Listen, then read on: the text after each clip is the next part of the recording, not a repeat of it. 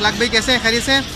इखलाक भाई आज बर्ड्स की क्या रेट है माशाल्लाह से? मजदूरी भैया बड़ा 600 रुपये, पट्टा 500 रुपये, वाइट कॉकटेल 3000 रुपये का पट्टा, 4000 रुपये का बड़ा, ठीक है। कॉकटेल 1500 रुपये का पट्टा, 2500 रुपये का बड़ा, फल कॉकटेल 2200 रुपये का पट्टा, 2600 रुपये का बड़ा, लोटिनो बड़ा 3000 रुपये, पट्टा 1800 रुपये, लपट बड़ा 2600 रुपये, लपट पट्टा 1800 रुपये, बिलू 1400 रुपये का पट्टा, 2400 रुपये का बड़ा।